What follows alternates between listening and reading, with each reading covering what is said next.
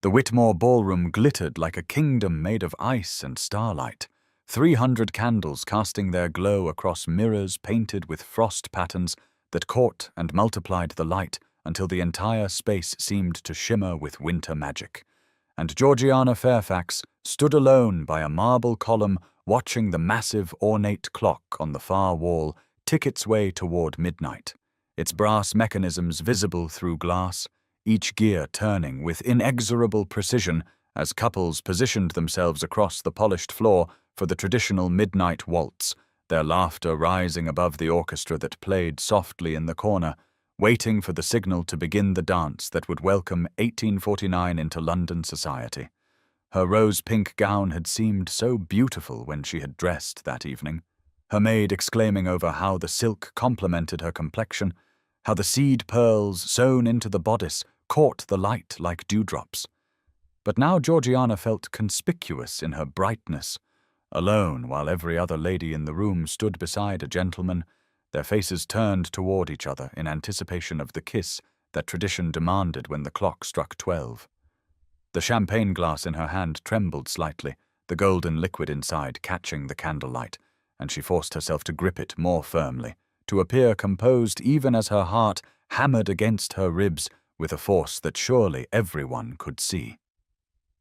Sebastian Wentworth, Duke of Ashford, stood across the ballroom near the windows where evergreen garlands draped from ceiling to floor, silver ribbons woven through the branches catching the light from the crystal chandeliers overhead, and he was looking directly at her with those ice-blue eyes that had haunted her dreams since childhood, since the day her father had told her that she would one day marry the son of his dearest friend, that their futures were bound by contract and honor, and the debts that soldiers owe to those who save their lives in battle.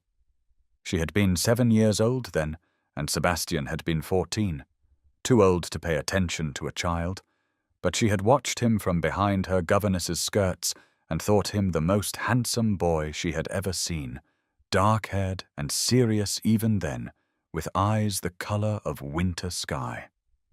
Now those eyes held hers across the crowded ballroom as the clock's minute hand climbed toward the 12, and standing beside him was Lady Emmeline Dashwood, a widow of 28, whose beauty was the kind that painters tried to capture, all dark curls and white skin and red lips that curved in a smile that Georgiana could see even from this distance.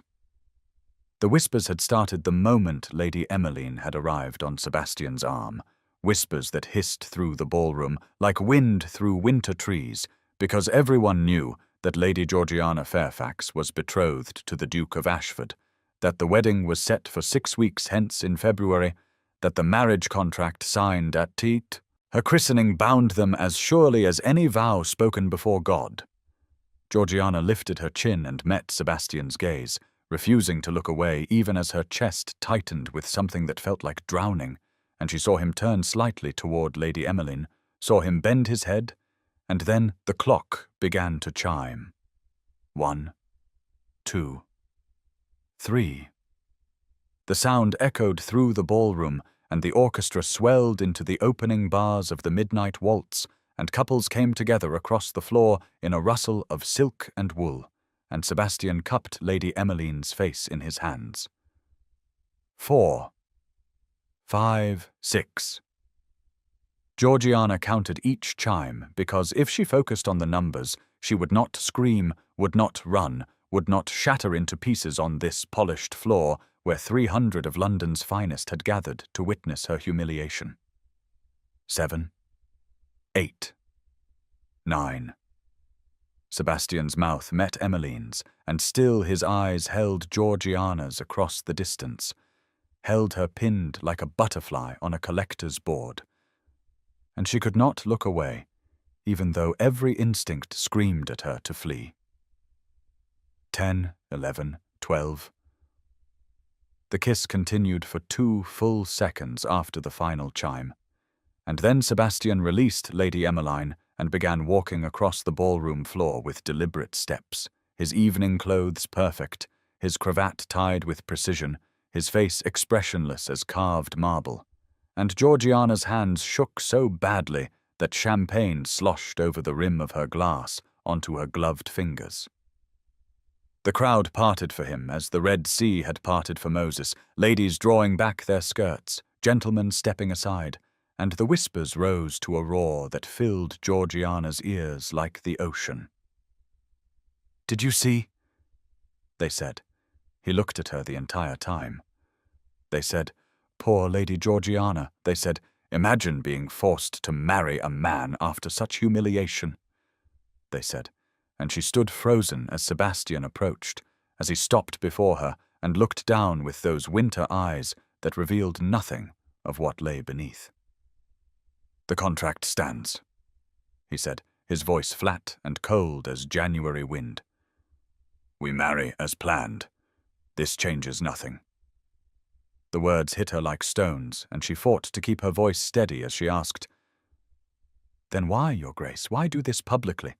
And even to her own ears she sounded like a child, bewildered and hurt, unable to comprehend the cruelty of adults.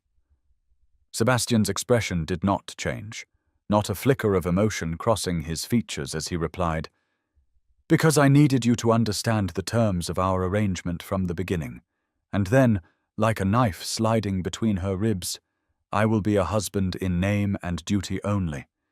And finally, my heart belongs elsewhere."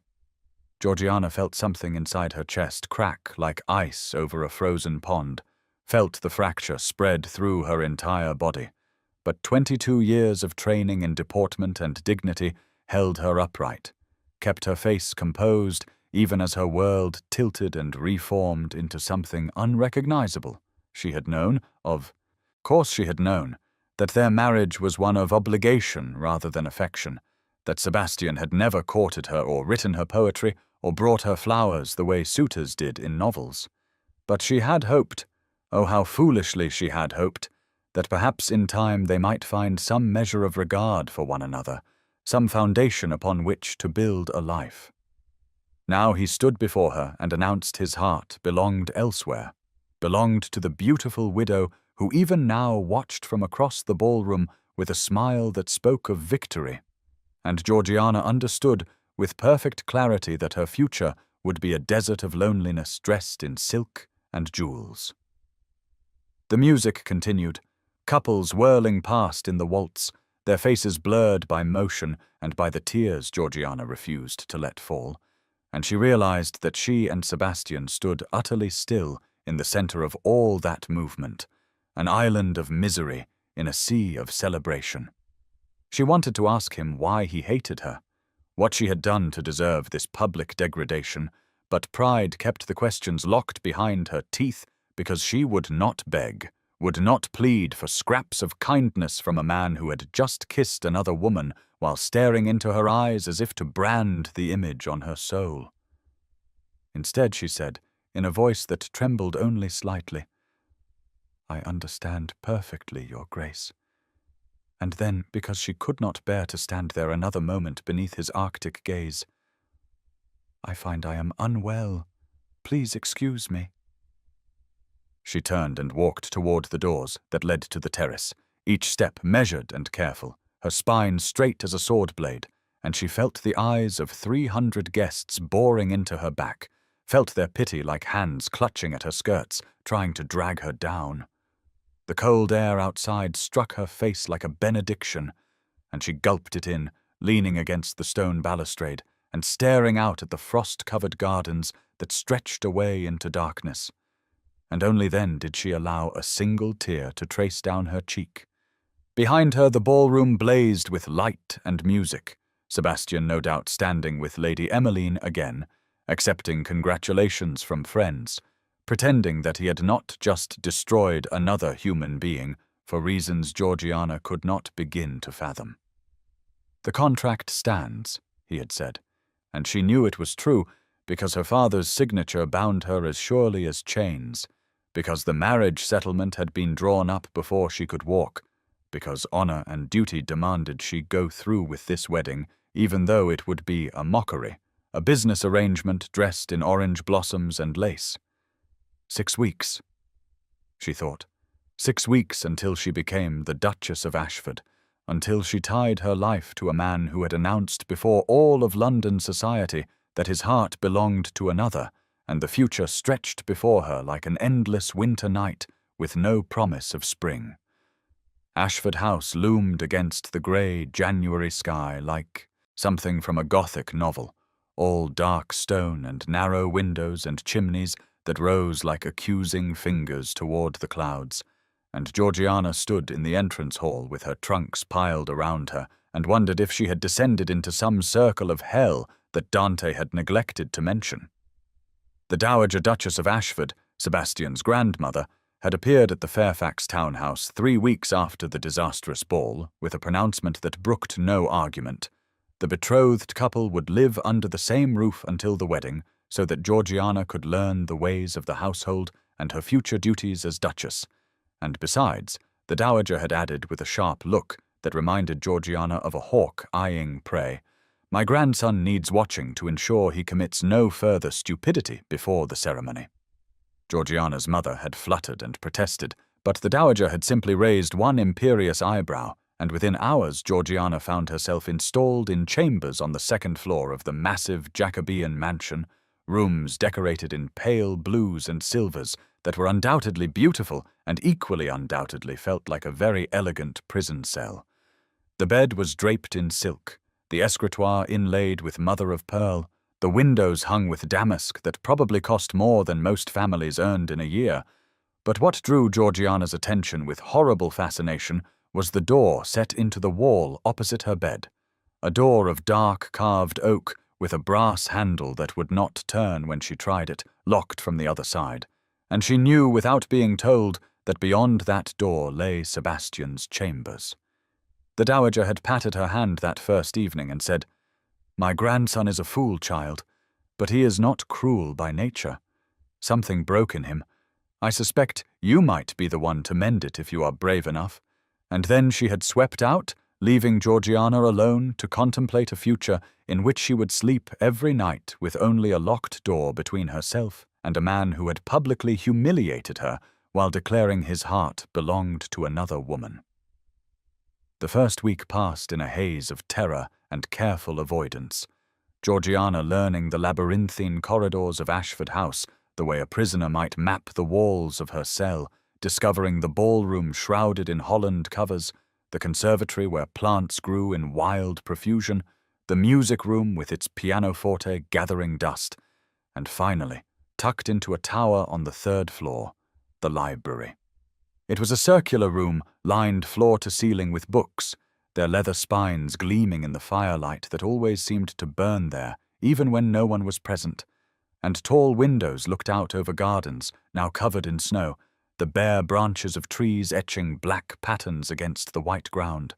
Georgiana began spending her afternoons there, partly because the library was the only room in the entire house that felt warm, the fire crackling cheerfully while the rest of Ashford House remained cold as a tomb, and partly because she never encountered Sebastian there, he apparently having no use for books or scholarship or anything that might provide comfort.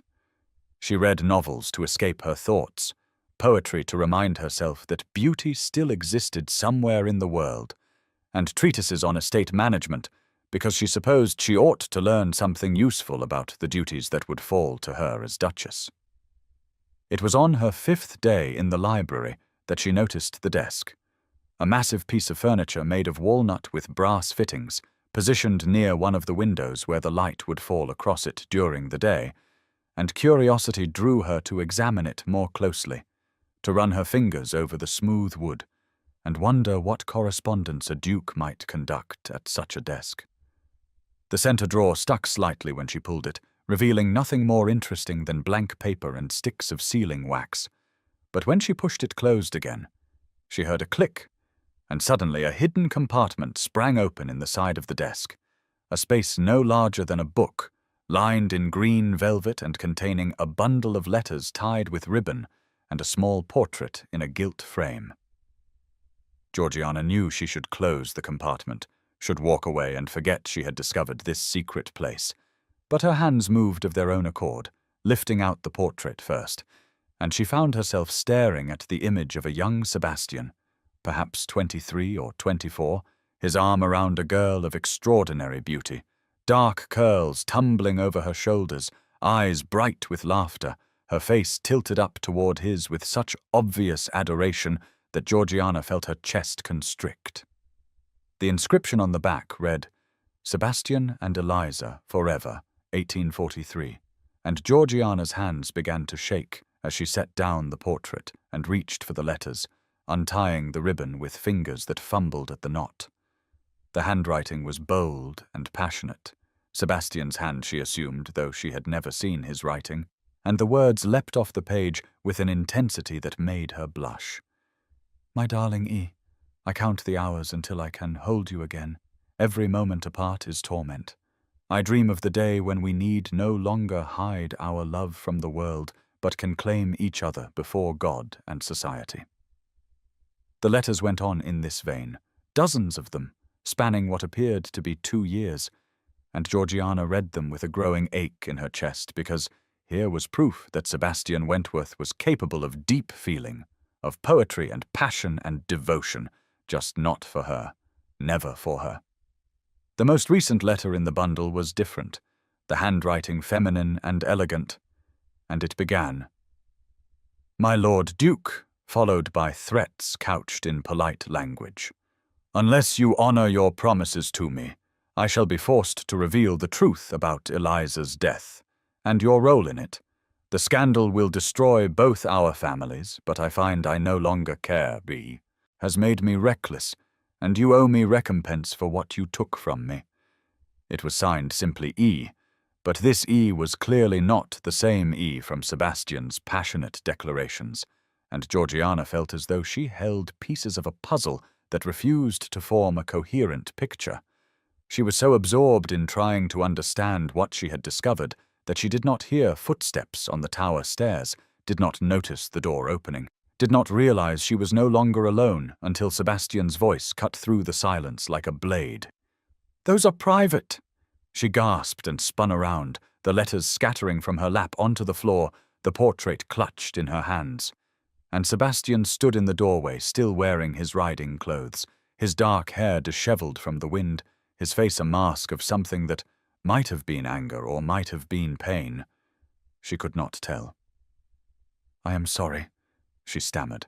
"I did not mean to pry. The compartment opened by accident, and I should not have read them. I know I should not." But Sebastian was already moving across the room with long strides, and she braced herself for his fury, for accusations and demands that she leave his house immediately. Instead, he stopped before the drinks cabinet built into the bookshelves, pulled out a bottle of whiskey and 2 glasses, poured generous measures into both, and held one out to her. His hand was perfectly steady, but Georgiana saw something flicker in his eyes, some crack in the ice, and she took the glass with trembling fingers, her heart hammering so hard she felt dizzy.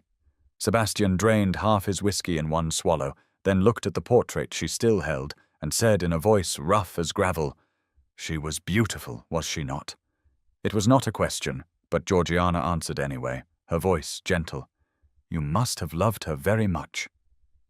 Sebastian laughed, but there was no humor in the sound, only bitterness that seemed to fill the entire circular room, echoing off the books and the windows and the portraits of stern Wentworth ancestors that hung between the shelves. "Love is a weapon, Lady Georgiana," he said. "It destroys everything it touches." The firelight cast shadows across his face, making him look older than his 29 years, and Georgiana found herself asking, "Then why kiss Lady Emmeline, if love is so dangerous?"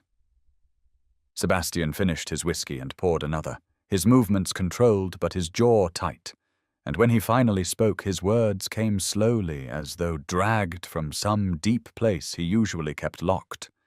"Because some debts can never be repaid," he said. "Eliza died because of me. Emmeline's hatred is deserved."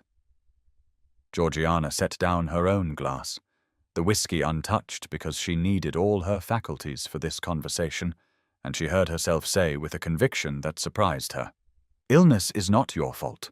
Your grace. Surely you know that." Sebastian turned to look at her fully, for what felt like the first time since she had arrived at Ashford House. Really, look at her, and she saw surprise cross his features. "You would defend me?" he asked, "after what I did to you?" Georgiana met his gaze and said quietly, "I am trying to understand you. There is a difference." Something shifted in the air between them, some subtle change in the quality of the silence, and Sebastian moved to one of the leather chairs by the fire, gesturing for her to take the other.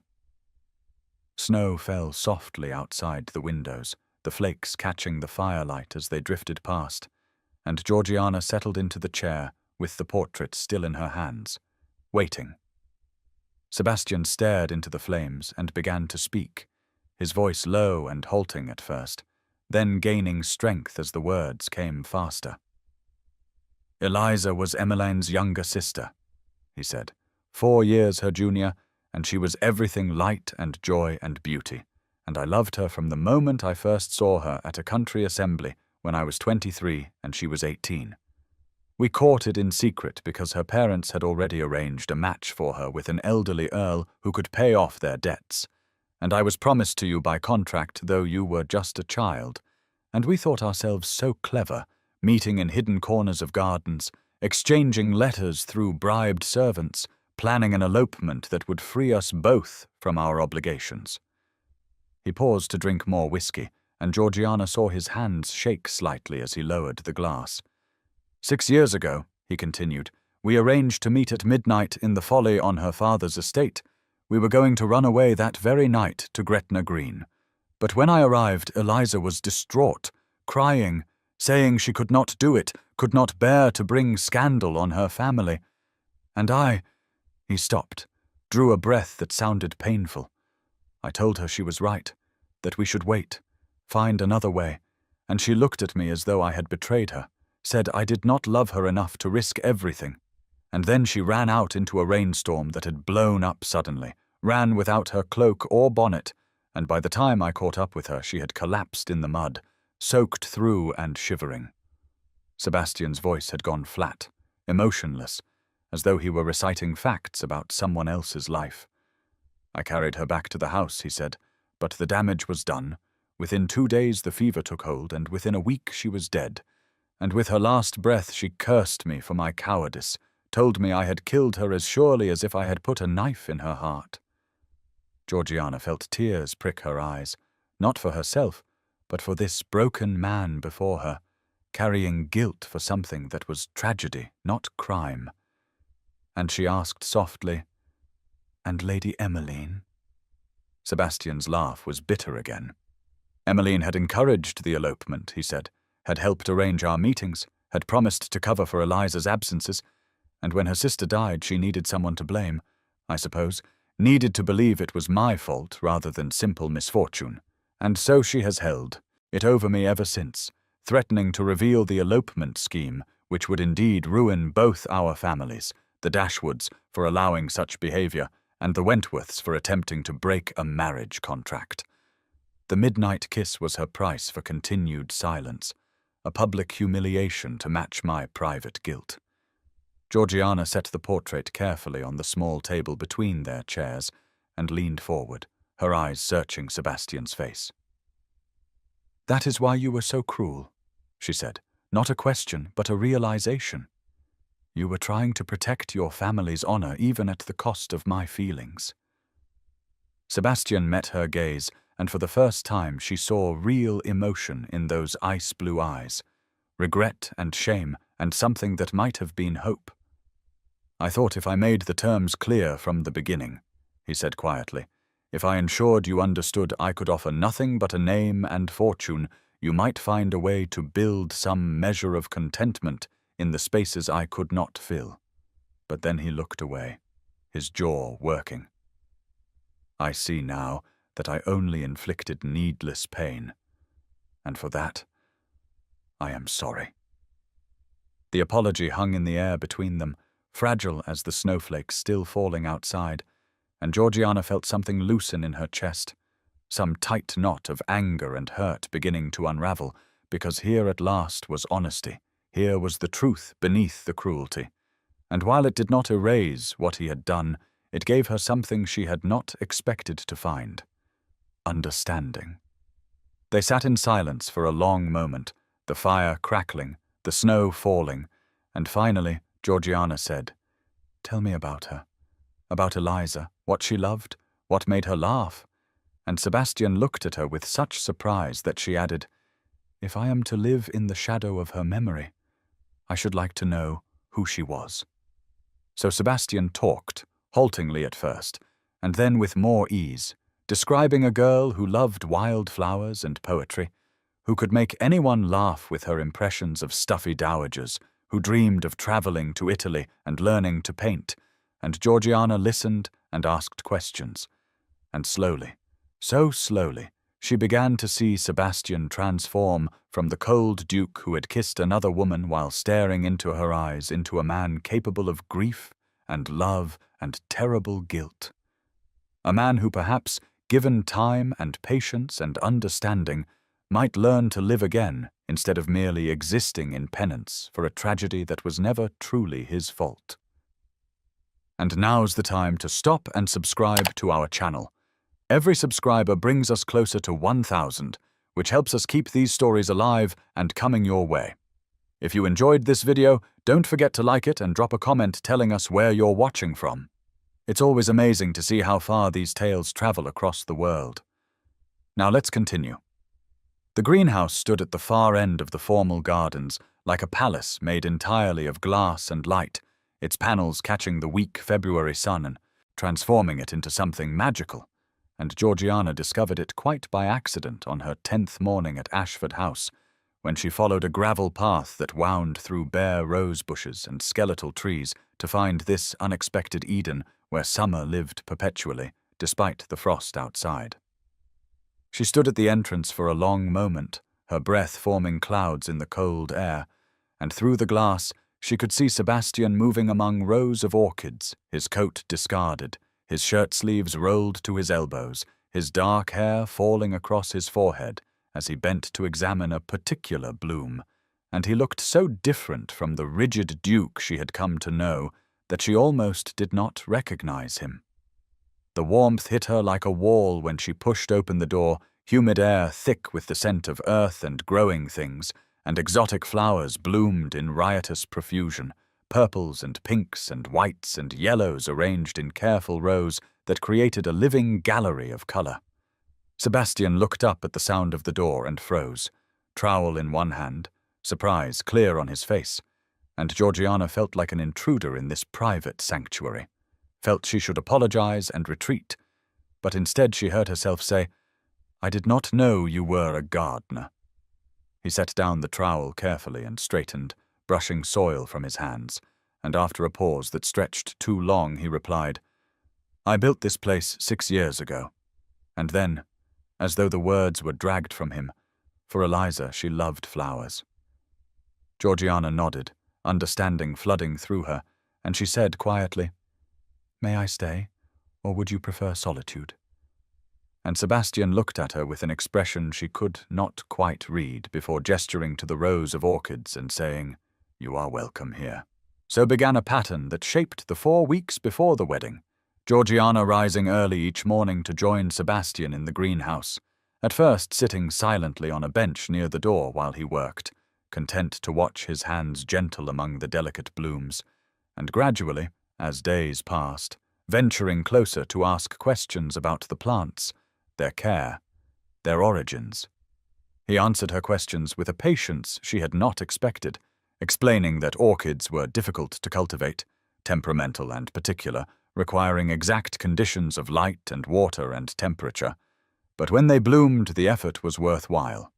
She began to talk as well, tentatively at first, about the book she was reading or some absurd rule of society that made no sense when examined logically, and to her surprise, Sebastian sometimes smiled, small quirks of his mouth that transformed his face entirely, made him look younger and less burdened. One morning she asked about the estate accounts, and he spent an hour explaining the complexities of managing tenant farms and investments, treating her questions with seriousness rather than the condescension she had expected. And she realized with a start that she enjoyed these conversations, enjoyed the way his mind worked, logical and thorough, enjoyed the rare moments when he forgot to maintain his careful distance and simply talked to her as he might to a friend. The greenhouse became a world separate from Ashford House, with its cold corridors and stern portraits, a warm pocket of life in the midst of winter. And Georgiana found herself counting the hours until morning when she could escape to this glass sanctuary, where Sebastian was not the duke who had humiliated her, but simply a man who loved growing things and who, perhaps, was learning not to flinch when she came near. 3 weeks before the wedding, she arrived to find him standing motionless before a particular orchid. Pale pink petals with purple centers, the bloom perfectly formed and heartbreakingly lovely, and she knew before he spoke what he would say. "Her favorite," Sebastian said quietly, his voice rough with emotion, and Georgiana stayed silent, letting him have this moment of grief. Then he did something that shocked her into stillness. He reached out and cut the bloom with careful precision, cradled it in his palm as though it were made of spun glass, and turned to where she stood, watching. He crossed to her with slow steps, his eyes on her face, searching for something, and when he reached her, he lifted the orchid and pinned it carefully to her cloak, his fingers brushing her collarbone through the fabric, the touch brief but burning. "Eliza saw beauty in everything," he said, his hands still near her throat, adjusting the bloom so it sat perfectly against the dark green wool. "I think she would have seen it in you immediately." Georgiana felt her breath catch, felt heat rise in her cheeks, and she touched the orchid with reverent fingers, understanding the significance of this gift, this offering of something precious. "You honor me with the comparison," she said softly, "though I doubt I deserve it." Sebastian's hands dropped away, but he did not step back, and she could see flecks of gold in his ice-blue eyes this close, could see the way his jaw tightened as he said, "You are stronger than she was. Strength is its own kind of beauty." It was the first compliment he had paid her, the first time he had looked at her and seen something worthy of admiration. And Georgiana felt something flutter in her chest, something fragile and new that she was afraid to examine too closely. They stood there for a long moment, surrounded by orchids and humid warmth and the sound of water dripping from the irrigation system. And then Sebastian cleared his throat and stepped back. And the spell broke, but the orchid remained pinned to her cloak, a tangible proof that something was shifting between them. That afternoon, Georgiana sat in her chambers trying to read but unable to focus, her fingers straying constantly to touch the orchid that she had placed in water beside her bed.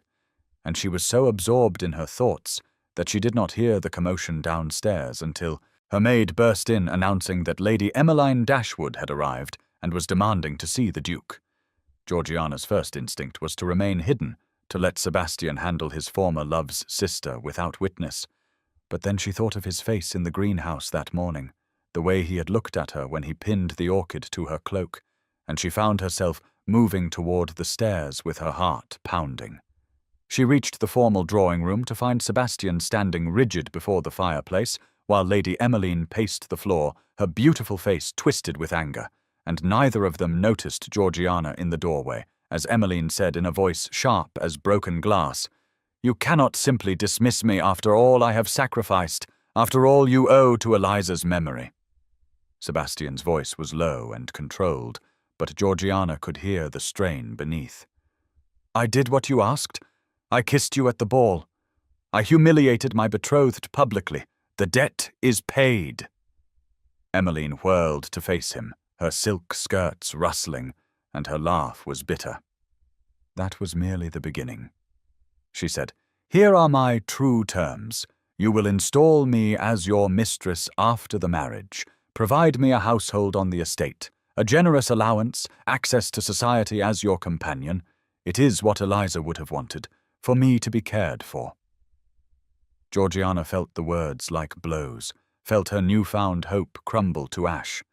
But then she looked at Sebastian's face, and saw not acceptance but anguish, saw him trapped between guilt and growing resistance, and before she could think better of it, she stepped into the room and said clearly, "That is not what any loving sister would want.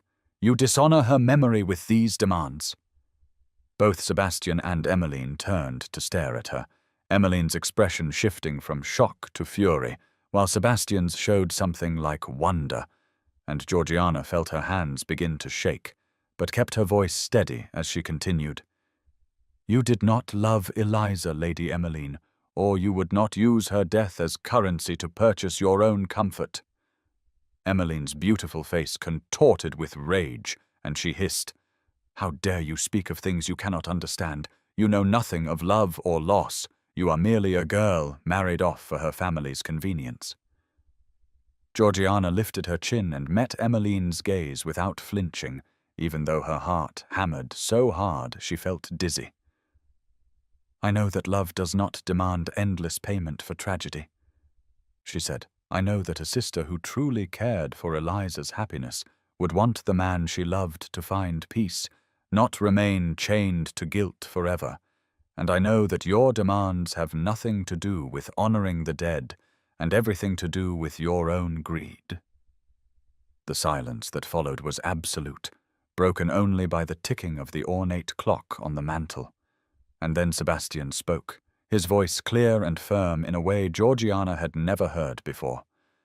"No," he said, and the single word seemed to fill the entire room. Emmeline turned to him, her eyes wide with disbelief. "What did you say?" she demanded. Sebastian moved away from the fireplace, came to stand beside Georgiana, not touching her but close enough that she could feel the warmth radiating from his body. "I said no," he repeated. "The debt is paid, Lady Emmeline. I gave you the public humiliation you demanded. I have carried guilt for 6 years over a tragedy that was no one's fault. But I will not give you this. I will not dishonor my marriage before it has even begun. I will not install you as my mistress, and I will not allow you to continue using Eliza's memory as a weapon. You will leave Ashford House immediately, and you will not return." Emmeline's face went white, then red, her hands clenched into fists at her sides, and she spat. "You will regret this. I will tell everyone about the elopement. I will ruin you and your precious bride both." Sebastian's expression did not change, but his voice dropped to something cold and dangerous. "If you do," he said quietly, "I will make it known that you encouraged and facilitated your sister's secret meetings, that you helped plan an elopement that would have brought scandal on your family, and I will reveal that Eliza's illness began the night she met me, because you told her our appointment was at the Folly, when in fact I had written to say we should meet at the house. Safe from the weather, you changed the location, and she went to the wrong place, and waited in the rain for an hour before I found her." Emmeline's face drained of all color, and she took a step back. "That is a lie," she whispered, but her voice shook, and Georgiana knew with sudden certainty that it was not a lie at all, that this was the truth Sebastian had carried alone, that Emmeline's guilt was even greater than his own. "Leave," Sebastian said, his voice implacable, "and never approach me or my wife again. If you do, I will destroy you without hesitation." Emmeline looked between them, her beautiful face ugly now with rage and fear, and then she turned and fled, her footsteps echoing in the marble hall, and moments later they heard the sound of her carriage departing at speed. Georgiana realized she was trembling, her breath coming too fast, and Sebastian turned to her with an expression of such raw emotion that she could not look away. "You defended me," he said, his voice wondering. "Why?" Georgiana met his eyes and said, "Because what she asked was wrong," and then, hesitating, "Because you are not the villain you believe yourself to be." Sebastian reached out slowly, giving her time to retreat, and when she did not move, he took her hand in both of his touch warm and solid. "I have been cruel to you," he said quietly. "I have hurt you and humiliated you and treated you as though you were merely an obligation, but you have shown me nothing but compassion and understanding. And today you stood beside me when you had every right to let Emmeline's demands destroy what little peace I have found. I do not deserve your kindness, Georgiana, but I find I am grateful for it beyond measure." Georgiana felt tears prick her eyes, because this was Sebastian without armor, without the ice that usually encased him, and she tightened her fingers around his and said, "We neither of us chose this marriage, but perhaps we can choose what we make of it." Sebastian lifted her hand to his lips and pressed a kiss to her knuckles, the gesture courtly but his eyes intense, and he said, "I would like that very much." They stood there in the formal drawing room with its cold elegance and watching portraits, but Georgiana thought of the greenhouse with its warmth and life and growing things, thought of the orchid he had pinned to her cloak that morning, and she understood that they had crossed some invisible threshold, that the man before her was no longer merely the Duke who had kissed another woman while staring into her eyes, but someone who might, given time and patience, become something more. The Ashford family chapel stood on a hill overlooking the estate, a small stone building with stained glass windows that caught the setting sun and transformed it into rivers of color, gold and ruby and sapphire streaming across the ancient floor, and Georgiana walked down the short aisle with her hand on her brother's arm, feeling as though she moved through a dream. There were only 20 guests gathered in the wooden pews, family and close friends rather than the hundreds who would have attended a grand society wedding, and she was grateful for the intimacy, grateful that this ceremony would be witnessed by people who wished them well rather than by gossips eager to dissect every expression and gesture. Her gown was ivory silk that whispered against the stone floor, and she had gasped when the dressmaker first showed it to her because the bodice and sleeves were covered in delicate embroidery of orchids, pale pink and purple blooms so lifelike she half expected them to release their scent, and her maid had told her that the Duke himself had requested the design, had spent an hour with the seamstress describing exactly what he wanted. Now, as she approached the altar where Sebastian waited, she touched one of the embroidered flowers and felt her heart swell, because this was proof that he had been thinking of her, planning this detail, wanting her to wear something beautiful on their wedding day. Sebastian stood straight and solemn in his dark coat and ivory waistcoat, his cravat tied with precision. But when he turned to watch her approach, something shifted in his expression, some softening around his eyes that made him look younger, less burdened, and Georgiana felt tears prick her eyes because she had not expected tenderness from him, had steeled herself for cold formality. The ceremony passed in a blur of words spoken by the elderly vicar who had christened Sebastian and his father before him, the familiar phrases of the marriage service taking on new weight when applied to her own life, and then came the vows, the moment when everything would become irrevocable. The vicar turned to Sebastian and asked, "Wilt thou have this woman to thy wedded wife, to live together after God's ordinance in the holy estate of matrimony? Wilt thou love her, comfort her, honor and keep her in sickness and in health, and forsaking all other keep thee only unto her, so long as ye both shall live?" Georgiana held her breath, waiting for Sebastian to recite the words as mere formality. But instead he looked directly into her eyes, held her gaze with an intensity that made the rest of the chapel fade away, and said, "I will," with such conviction that she felt the words in her chest like a physical touch. His ice-blue eyes were warm in the colored light from the windows, and she saw something there that might have been promise, or might have been plea. And when her own turn came to speak the vows, her voice shook only slightly, as she pledged herself to this man who had hurt her, and then shown her unexpected depths of feeling. The vicar pronounced them man and wife. Sebastian slid a gold band onto her finger, and then they were walking back down the aisle together, his hand warm over hers where it rested on his arm, and Georgiana thought that perhaps this marriage might become something more than the cold arrangement she had feared. The wedding breakfast was held in the conservatory, The greenhouse expanded with temporary walls of glass to accommodate tables laden with delicacies, and orchids bloomed everywhere, transforming the space into something magical. Georgiana understood that Sebastian had chosen this location deliberately, had wanted to marry her in the space where they had learned to talk to each other, where he had given her the first orchid and told her she was strong, and she felt overwhelmed by the thoughtfulness of it, by this evidence that he cared about her happiness. The Dowager Duchess rose to give a toast when the meal concluded, her sharp eyes moving from Sebastian to Georgiana and back again, and she lifted her glass and said in a voice that carried to every corner of the room, "To my grandson, who has finally stopped running from happiness, and to his bride, who has the courage to catch him." The guests laughed and applauded, and Sebastian reached under the table to take Georgiana's hand, his fingers threading through hers in a gesture that felt both intimate and natural. And she squeezed back, feeling hope unfurl in her chest like the orchids that surrounded them.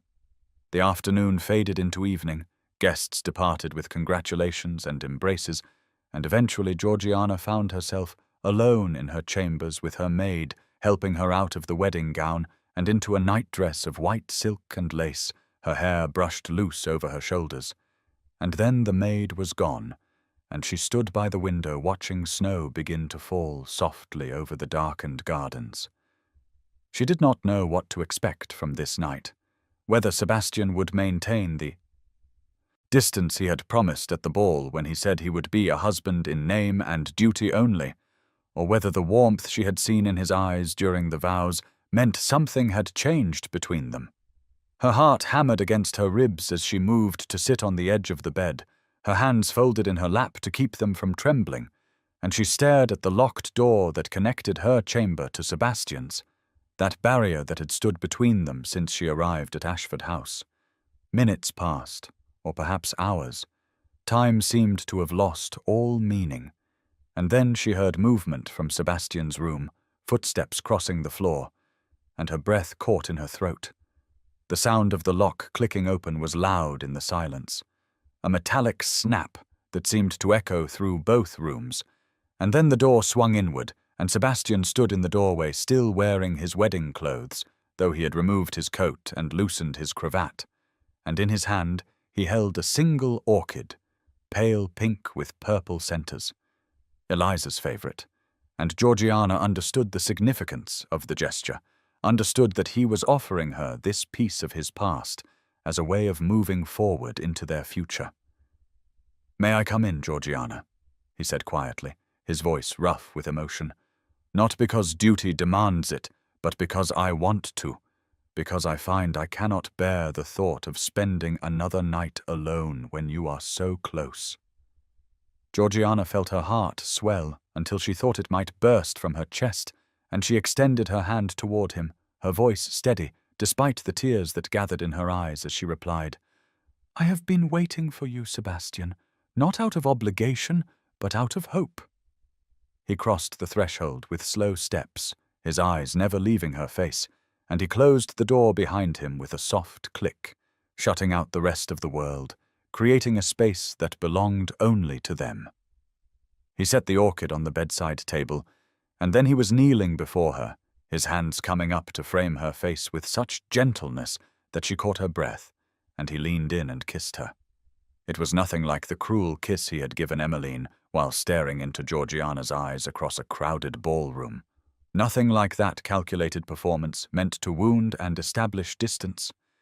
Instead, this kiss was tender and careful, as though she were something precious that might break if handled roughly, and she felt herself melting into it, her hands coming up to grip his shoulders as he deepened the kiss with a quiet sound that might have been relief or surrender. "I am sorry," he whispered against her lips, his forehead resting against hers, "for the ball, for the coldness, for making you doubt your worth even for a moment. You are extraordinary, Georgiana, and I was a fool not to see it immediately." She kissed him again in answer because words felt inadequate, and then his hands were in her hair and hers were pushing his waistcoat from his shoulders, and they moved together toward the bed with a hunger that surprised them both. He was gentle with her, patient through her nervousness, his hands and mouth learning her body with reverent attention, whispering endearments against her skin that made her blush and arch into his touch. And when he finally made her his wife in truth, the brief pain was swallowed by pleasure and by the profound intimacy of being joined with another person, of looking into Sebastian's eyes and seeing not ice but warmth, not distance but presence. And she understood that this was what marriage could be when built on growing affection rather than cold obligation. Afterward they lay tangled together in the sheets, the firelight casting shadows across their skin, and Sebastian traced patterns on her shoulder with one finger, his expression distant in a way that made Georgiana's chest tighten with concern. She turned in his arms to face him fully, and asked softly, "What are you thinking?" He was quiet for so long she thought he might not answer, but then he drew a shuddering breath and said, "I have never told anyone the complete truth about the night Eliza died. Emmeline knows some of it and has used what she knows to manipulate me, but there are things I have kept locked away because the shame was too great to voice." Georgiana took his hand and pressed it to her heart, letting him feel the steady beat beneath his palm, and she said, "Tell me, Sebastian. Let me help you carry it." So he told her, his voice breaking at times, how Eliza had begged him to run away that night because her family was forcing her to marry an elderly earl who would pay their debts, how the rainstorm meeting was supposed to be their elopement, how he had arrived at the Folly to find her wild with desperation. He told her how he had hesitated, had thought about the scandal and the ruin that would befall both families if they eloped, had suggested they wait and find a legitimate path forward, and Eliza had looked at him with devastation in her eyes and screamed that he did not love her enough to risk everything. "She ran into the storm," Sebastian said, his voice barely a whisper, "and I chased her, but she was so fast, and the rain was so heavy I could barely see. And when I finally found her, she had collapsed in the mud near the river, soaked through and shivering, and I carried her home, but the damage was done. The fever took hold within days, and she died cursing me, telling me I had killed her with my cowardice, that if I had truly loved her, I would have chosen her over propriety." Georgiana felt tears slide down her cheeks, and she held Sebastian tighter as his body shook with silent sobs, this proud man finally letting himself grieve for the girl he had loved and lost. "What you could not have known," Sebastian continued when he could speak again, "is that Emmeline had orchestrated the entire elopement plot. She encouraged Eliza to pursue me, even though we were both promised elsewhere. She helped us arrange secret meetings, and I learned later that she had hoped the scandal of an elopement would rid her of the sister who overshadowed her in beauty and charm.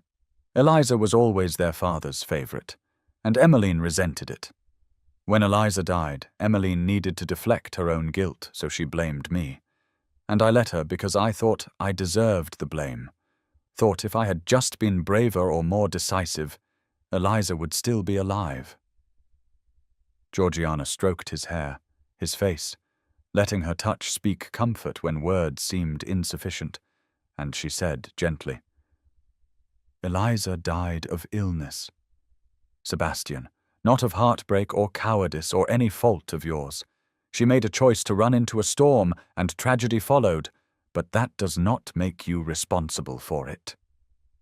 Sebastian lifted his head to look at her, his eyes red from tears, and he said, "I have carried that guilt for 6 years, have punished myself and you by extension, but you have shown me, Georgiana, that perhaps I deserve a second chance at happiness, if you will grant me one."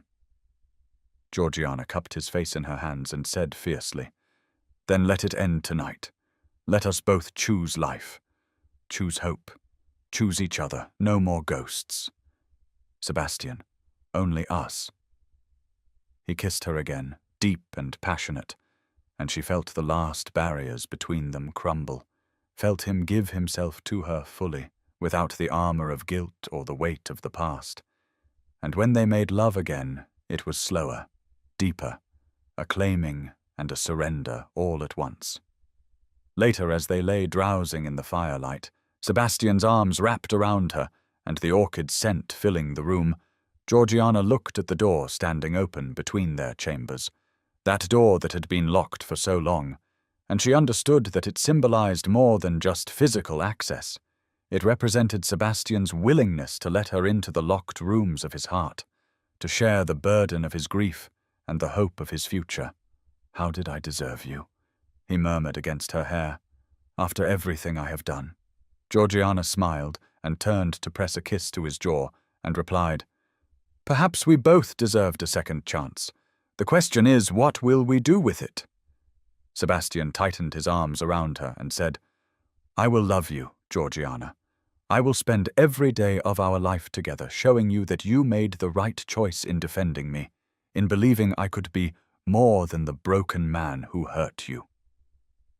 She settled against his chest, listening to his heartbeat steady beneath her ear, and outside the snow continued to fall, blanketing the world in white, covering the old scars with new promise, and she thought that perhaps their marriage, which had begun with such cruelty and pain, might transform into something beautiful after all, something worth the waiting and the hurt, something that would bloom like the orchids Sebastian tended with such care in their glass sanctuary. The pamphlet appeared in every fashionable drawing room in London within a single day. Its pages passed from hand to hand with the kind of gleeful horror that society reserved for truly spectacular scandals, and when Sebastian brought it to Georgiana in the greenhouse, where she sat reading among the orchids, his face was ashen, and his hands shook as he held out the cheaply printed pages.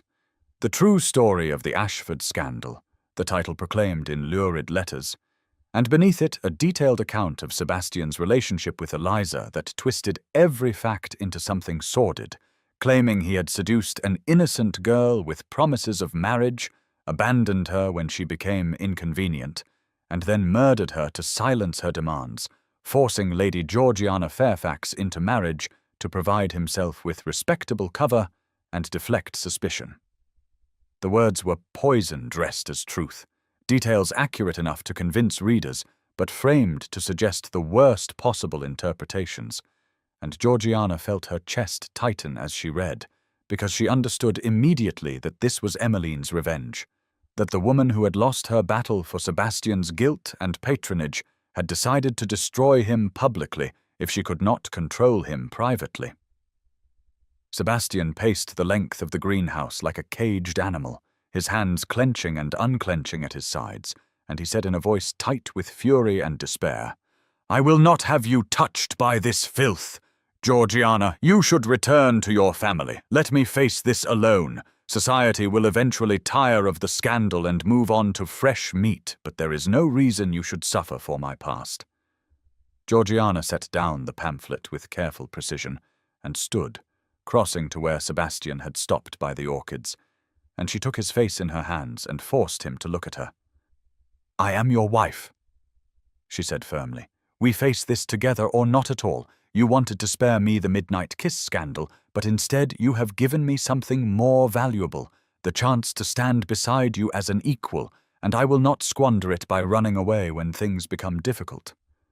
Sebastian covered her hands with his own, his eyes searching her face as though trying to memorize every detail, and he said, "Society will be vicious. They will say terrible things about you, about us both." Georgiana lifted her chin in the gesture that had become familiar to him, that expression of determination that made her look like a queen facing down an army, and she replied, "Then let them say terrible things about us both. I am your wife, and your battles are mine." The Dowager Duchess agreed with Georgiana's assessment when they gathered in the library that evening to plan their response, the old woman's sharp eyes snapping with fury as she read the pamphlet, and then tossed it into the fire where it curled and blackened. "We attend the Tilney Ball tomorrow night," the Dowager announced. "It is the first major event of the season, and all of London will be there. If we hide, they will assume the accusations have merit. But if we appear together united, we show them. This poison has no power over us." Georgiana felt her stomach clench at the thought of facing 500 guests who would all have read the pamphlet, who would all be watching for signs of guilt or shame or discord. But she nodded and said, "I will need a gown that makes a statement." The dowager smiled, sharp and fierce, and replied, "I have just the thing. It was mine when I was your age, and it has intimidated better people than these provincial gossips." The next 24 hours passed in a blur of preparation, Georgiana's maid altering the dowager's ball gown to fit her smaller frame, the dress a deep sapphire silk that made Georgiana's eyes look even more striking, cut lower than she would normally wear, but the dowager insisted, "You must look like a duchess, child, not a frightened girl," and Sebastian practicing what he would say when confronted, though Georgiana could see the tension in his shoulders, the way his jaw remained tight, no matter how much he tried to appear relaxed. She spent hours alone in her chamber practicing her own speech, the words she had been crafting since reading the pamphlet, her voice shaking at first, but growing stronger with repetition, and she thought of the midnight kiss, of standing alone by a marble column while Sebastian kissed Emmeline and stared into her eyes, and she drew strength from the knowledge that she had survived that humiliation and could survive this as well. The Tilney ballroom was decorated in reds and golds, aggressive colors that seemed designed to inflame passions rather than soothe them.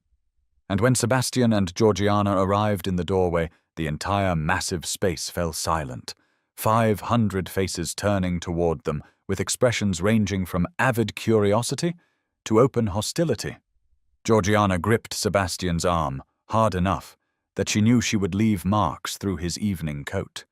But she kept her face composed, serene even, as they descended the shallow steps into the ballroom, and the crowd parted before them like the Red Sea before Moses, guests stepping back to create a corridor of judgment through which they must walk. The whispers started immediately, hissing through the space like wind through dead leaves. "Did you read the pamphlet?" They said, "Imagine forcing that poor girl to marry him." They said, "I always knew there was something wrong about the Ashford marriage," they said, and Georgiana felt each word like a stone thrown at her back, but she kept walking, kept her chin lifted and her spine straight. Sebastian's hand covered hers on his arm, warm and steady, and she felt him vibrating with tension, his protective instincts warring with his knowledge that any outburst would only feed the scandal. They reached the center of the ballroom, that vast expanse of polished floor where couples would soon dance, and Georgiana knew this was the moment, knew that if she waited any longer, her courage would fail, and so she released Sebastian's arm and walked away from him toward the orchestra dies at the far end of the room. Her legs felt like water, each step requiring conscious effort, and the space seemed to expand around her until she felt utterly exposed, 500 pairs of eyes boring into her like physical touch. But she thought of Sebastian's face when he had given her the first orchid, thought of the way he had unlocked the door between their chambers and asked permission to enter, thought of all the small acts of trust and tenderness that had built between them, and she forced herself forward. She reached the dais and turned to face the crowd, and in a voice that started uncertain but grew stronger, she asked the orchestra to pause their tuning. The conductor, looking startled, raised his baton for silence, and suddenly the entire ballroom held its breath, waiting. Georgiana looked out over the sea of faces, found Sebastian's among them, his expression a mixture of pride and terror, and she began to speak. "My husband loved Eliza Dashwood with the passion of youth," she said, and the crowd gasped because no one had expected her to acknowledge the relationship directly.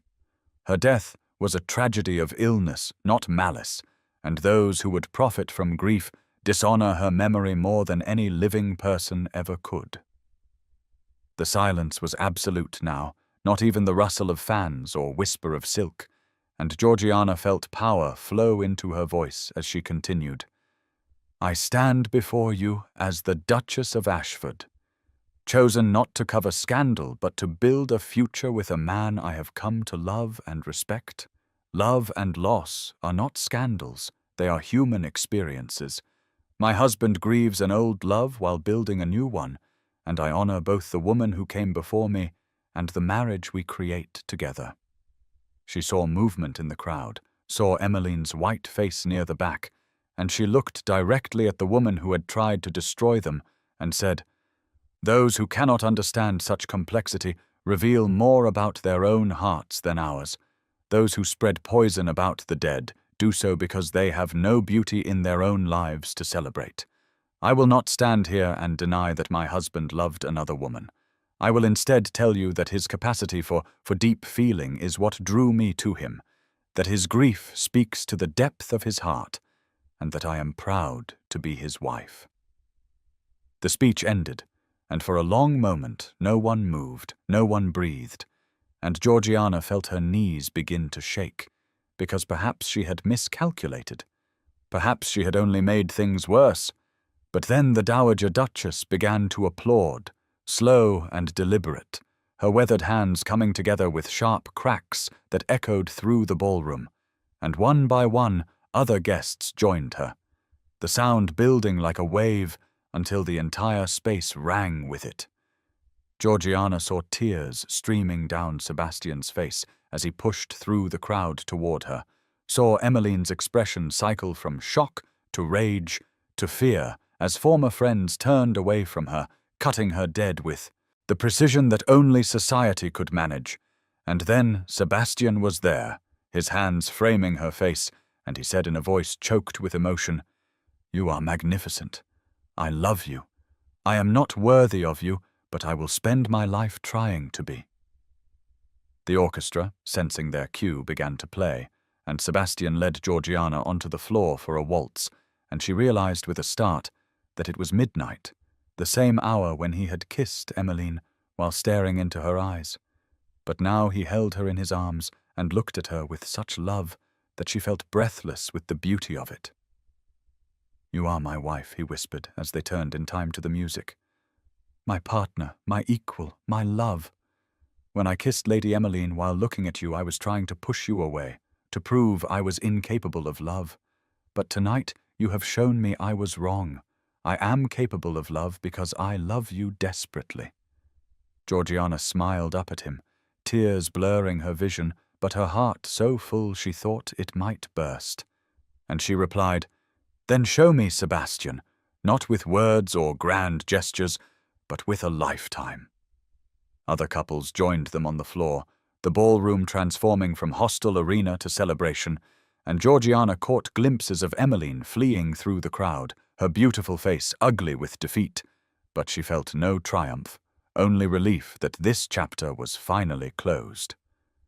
The Dowager Duchess watched from the sidelines with satisfaction, and later she would tell Georgiana that she had never been more proud of anyone in her entire life, that the speech had been perfectly calibrated to acknowledge truth while reframing it in terms society could accept, that Georgiana had taken what could have been their destruction and turned it into their victory.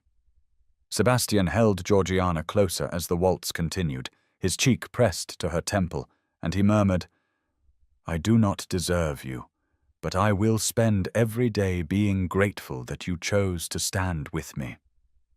She turned her head to press a kiss to his jaw and said, "We chose each other.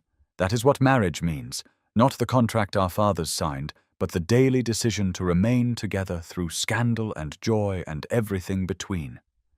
The music swelled, and other guests watched them with expressions no longer hostile, but approving, even moved. And Georgiana understood that they had crossed some invisible threshold, that the midnight kiss which had begun their story with such cruelty had been transformed into this midnight waltz, this public declaration of unity and love that would be remembered long after the scandal faded. The pamphlet would be forgotten within a month, dismissed as the bitter ravings of a jealous woman. But the image of the Duke and Duchess of Ashford dancing together at midnight, while the ton applauded, would become legend, whispered about in drawing rooms as an example of true partnership, and young girls would sigh over the romance of it, never knowing the pain that had preceded the beauty. When the waltz ended, Sebastian bowed over Georgiana's hand with courtly precision, then led her from the floor through guests who smiled and nodded approval, and they collected the dowager and departed into the winter night, snow beginning to fall as their carriage carried them back to Ashford House. In the privacy of the carriage, Sebastian pulled Georgiana into his arms and kissed her with desperate intensity, his hands in her hair and his body shaking. And when he finally released her, he said, "I was prepared to face them alone, to let their hatred wash over me as I have been doing for 6 years. But you stood beside me and defended me and transformed everything. How did you find such courage?" Georgiana settled against his chest, listening to his heart race beneath her ear, and she said honestly, "I found it in you, in the way you have shown me that people can change, that past mistakes do not define future happiness. You gave me the greenhouse and the orchids and the locked door opening. You gave me yourself, and that was worth fighting for." The dowager smiled from her seat opposite them and said, "You two are nauseatingly romantic, but I suppose that is preferable to the alternative. Now kindly remember I am present and keep your displays of affection to socially acceptable levels." They laughed, the tension of the evening finally breaking, and Georgiana thought that this was what family felt like, this warmth and acceptance and willingness to stand together against the world, and she was grateful beyond measure that the midnight kiss which had seemed like the end of all hope had instead been the beginning of everything she had never known to want. Spring arrived at Ashford House like a benediction, the gardens that had been frozen and barren through the winter suddenly erupting with colour, daffodils pushing through the last patches of snow and trees unfurling tender green leaves that caught the sunlight and seemed to glow from within. And Georgiana stood in the greenhouse surrounded by orchids in full bloom, purples and pinks and whites and yellows creating a living tapestry of beauty, and pressed her hand to her still flat stomach while trying to find the courage to tell Sebastian the news she had confirmed with the physician that morning. She had been married for 3 months, 3 months of happiness so profound it sometimes frightened her, because surely nothing so perfect could last. Surely fate would find a way to snatch this joy away, as it had snatched Eliza from Sebastian all those years ago. And now she carried within her body the evidence of their love, a child who would be born in the autumn when the leaves turned gold and the air grew crisp.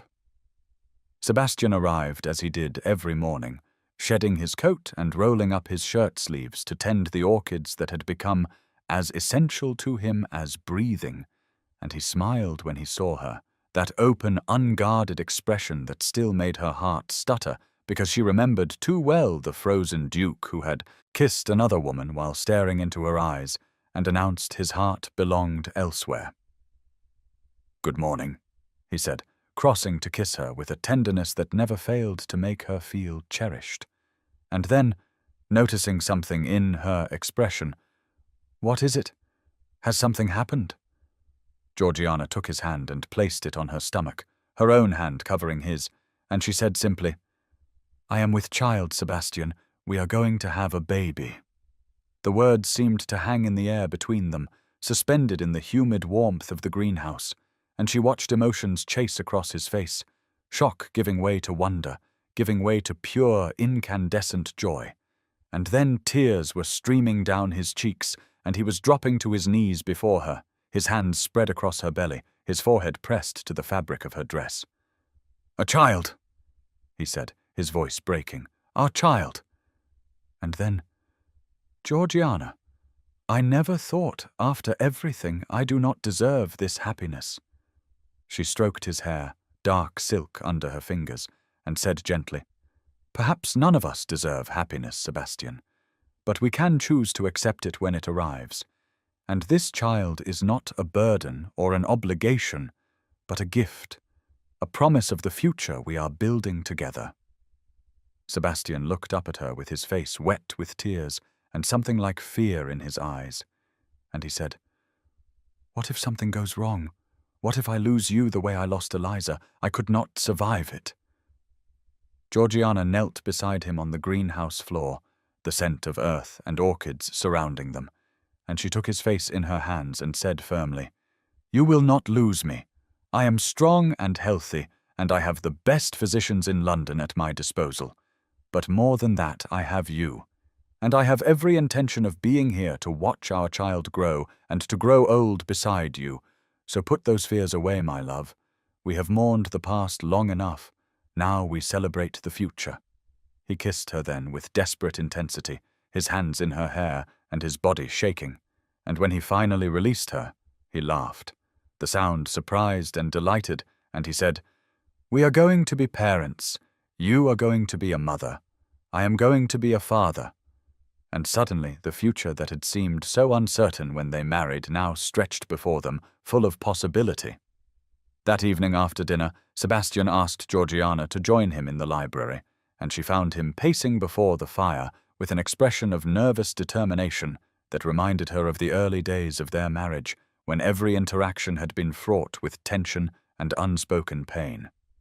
He stopped when she entered and took her hands in his, and he said without preamble, "Will you marry me again?" Georgiana blinked, confused, and replied, "We are already married, Sebastian. Or have you forgotten the ceremony 3 months ago?" He smiled, that crooked half-smile that made him look boyish despite his 29 years, and explained, "Our first wedding was duty and contract, a legal formality to satisfy our father's wishes and society's expectations. But I want to marry you again, Georgiana, this time purely for love, with vows we write ourselves that speak to who we truly are and what we truly promise each other."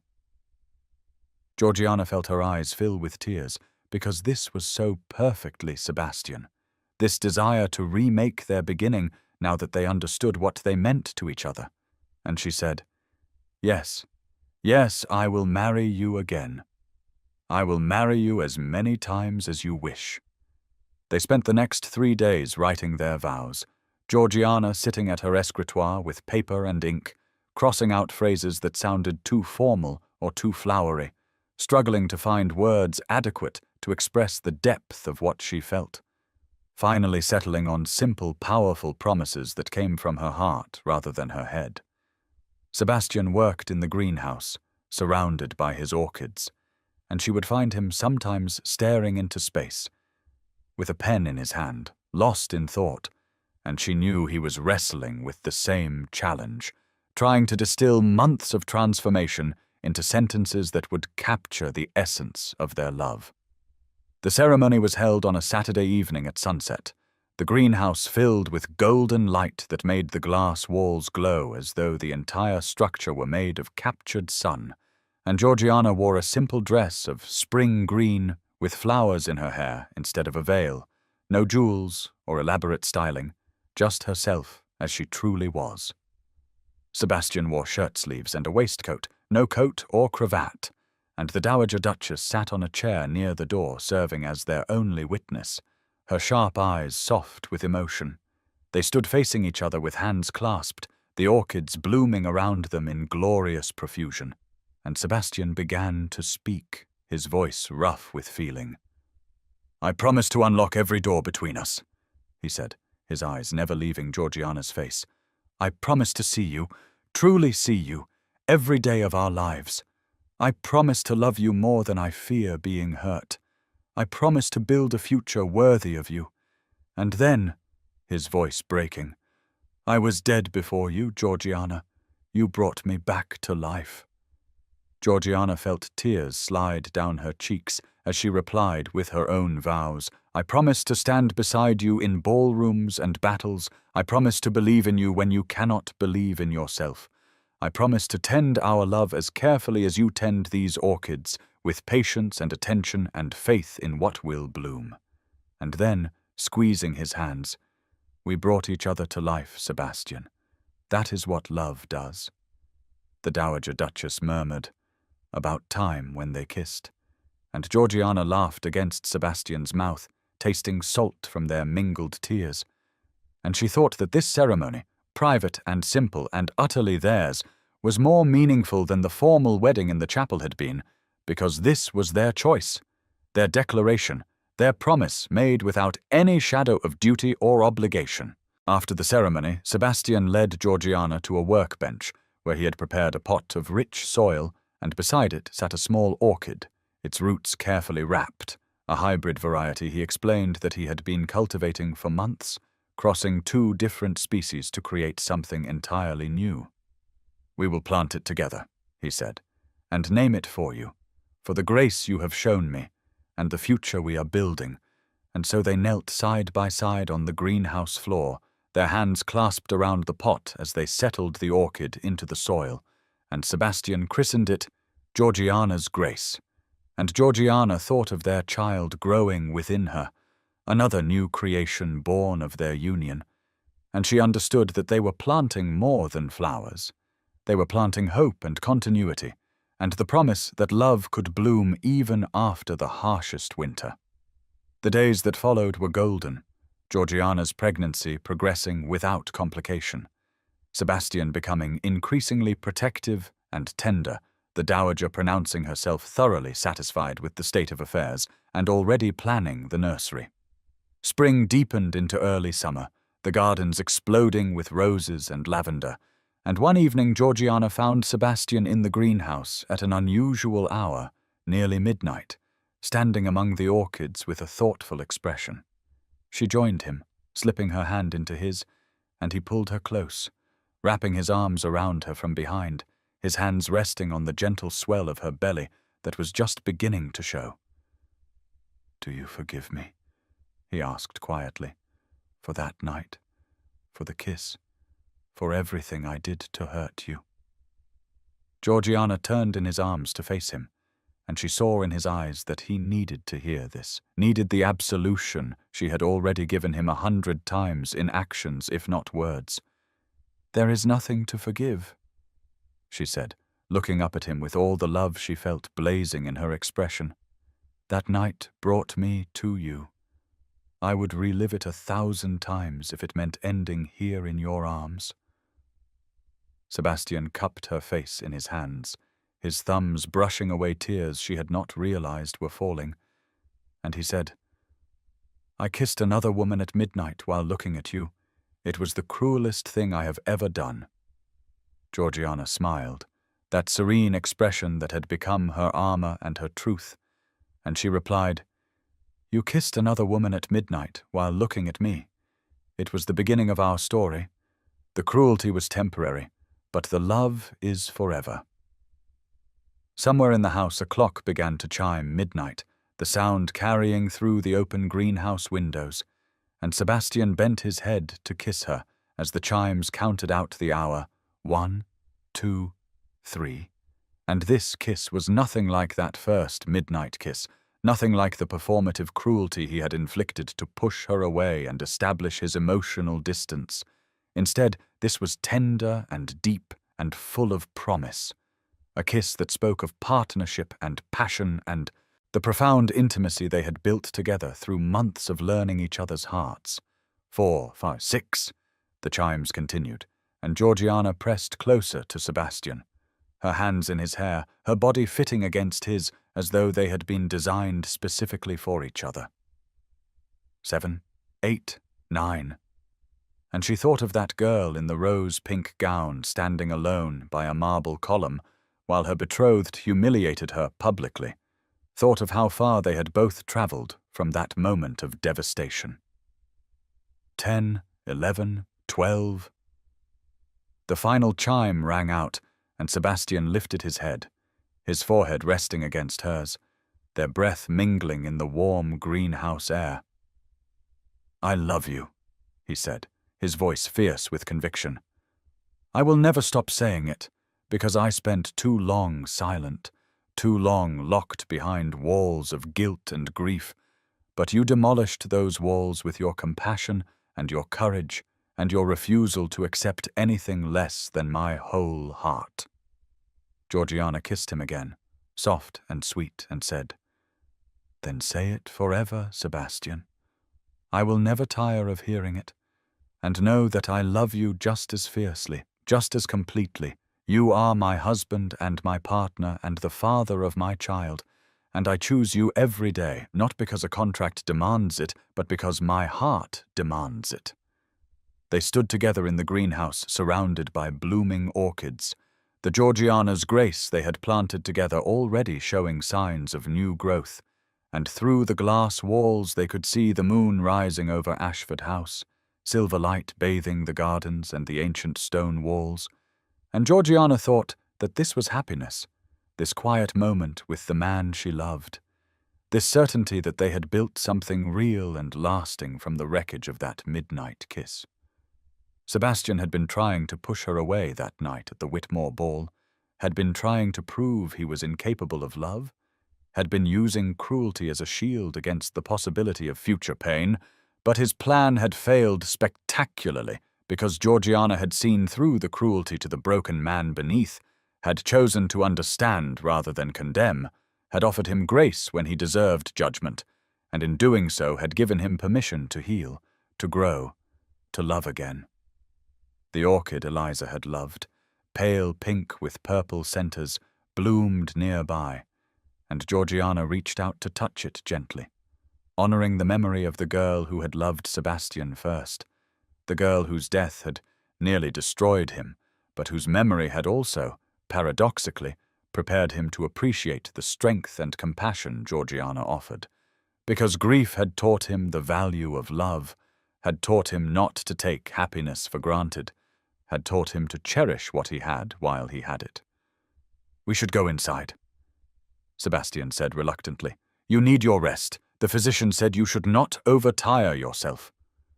Georgiana laughed and stood on her toes to kiss his jaw and replied, "I am pregnant, Sebastian, not made of spun glass. But yes, let us go to bed." And they walked hand in hand from the greenhouse to the house, through corridors no longer cold but warm with the evidence of their shared life, portraits and flowers and books they had read together.